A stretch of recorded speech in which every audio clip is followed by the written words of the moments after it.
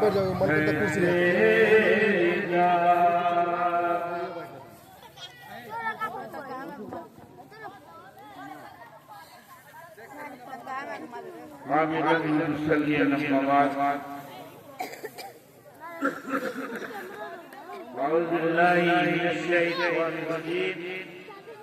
बिस्मिल्लाहिर्रहमानिर्रहीम।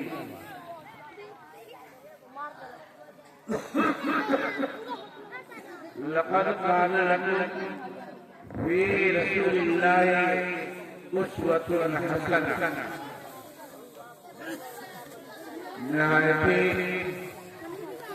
मोहतरम व मुअज़्ज़ज़ सदरे जलसा उस्ताद गिरामी फजीलतुल शेख इज्जत बिना मौलाना मोहम्मद शमशुल हक साहब फैदी हबीबुल्लाह सदरुल मुदर्रिसीन खाना अहमदिया सफिया जमता नायब अमीर जिले मगरबी चंपारण मोहतरम व मुअज़्ज़ज़ अजीज गिरामी जनाब मौलाना अमीरुल्लाह साहब फैजी हबीबुल्लाह खादिम जमीयत मगरबी चंपारण रौनक़े शहर निहायत मोहतरम उलमाए किराम व खुतबाए इज़ाम और हमारी इस बस्ती के लखियाई बस्ती के बहुत ही होशियार और हसास दिलो दिमाग के मालिक बादशाह जनाब माँ और बहनें, आज का ये प्रोग्राम एक इनकलाबी प्रोग्राम होगा। मैं इसे इनकलाबी प्रोग्राम इसलिए कह रहा हूँ कि होता है ज्यादा पैसा अब आ रहा हमारा। आप न्यूज सुनते हैं, आप अखबार पढ़ते हैं, पूरा हिंदुस्तान आज अपने मजहब अपने मसलक वो चाहे गलत ही क्यों न हो जाग चुका है, बेदार हो गया है। और हम इस बात के दावेदार हैं कि हमारा एक मसला भी कुरान और सुन्नत के खिलाफ नहीं है, अल्लाह रब्बुल आलमीन के फरमान के मुताबिक है, नबी पाक सल्लल्लाहु अलैहि वसल्लम की मोहर लगी हुई है। पता ये चलता है कि मोहर जरूर लगी है, लेकिन उस मोहर की पासदारी, उसका लिहाज, उसकी कीमत हमारे नजदीक कुछ भी नहीं। अल्लाह के घर से एक मुअज्जिन 5 वक्त हमें दावत सलात दे रहा है, उसका कोई वैल्यू नहीं है हमारे नजदीक।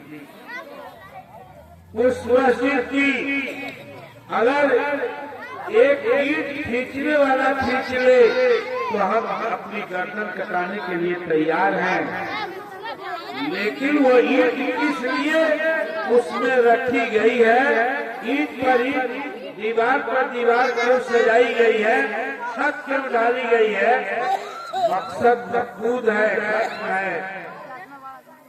मस्जिदें आज नौहा खान है, वीरान है।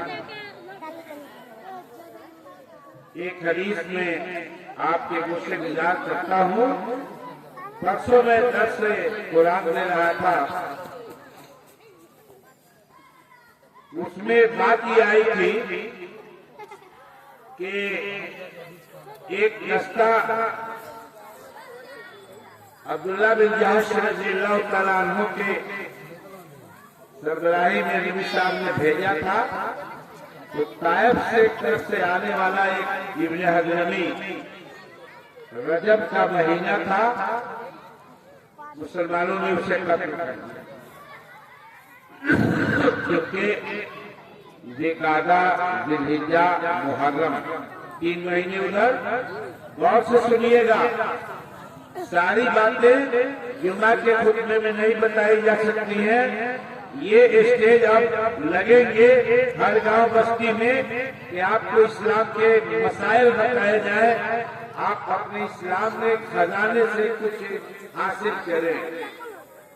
4 महीने में अरब में पहले ही से लड़ाई नहीं होती थी, कुफार और मुशरिकीन भी लड़ते लड़ते रुक जाते। अब तो एक हादसा हो गया, तो मक्का के कुफार और मुशरिकीन ने कहा कि देखो मुसलमानों को, हमारे आदमी को इन्होंने मार दिया। उस वक्त आयत वहां पे नाज़िल हुई कि तुम जो अल्लाह की मस्जिद से मुसलमानों को रोकते हो, फी सबीलिल्लाह जिहाद से रोकते हो, मुसलमानों को पाते हो तो तरह तरह के फितनों में तुम उन्हें डाल देते हो, आजमाइशों में जुल्म और बर्बरियत का पहाड़ तोड़ देते हो। इससे वो हल्का है। मसला ये है कि अगर कोई आपकी जान, आपके माल, आपकी जायदाद पर धक्का डालता है तो आपको पूरी इजाजत है कि आप उसका मुकाबला करें। इंडिया गवर्नमेंट ने आपके लिए गन पास किया है, राइफल पास किया है कि अपनी जान की हिफाजत करें। एक सगा भाई है और वो दिन दहाड़े अपने सगा भाई के घर में घुस जाता है, उसका खेत में जोत लेता है। एक माँ बाप के बेटे, क्या मसला है? अगर वो सक्षम है तो उसका मुकाबला करेगा, अपनी जान और माल की हिफाजत के लिए वो अपनी जान दे सकता है। अब उसके बाद हुआ क्या, आयत नाजिल हो गई कि तुम लोगों के फितने बहुत ज्यादा है,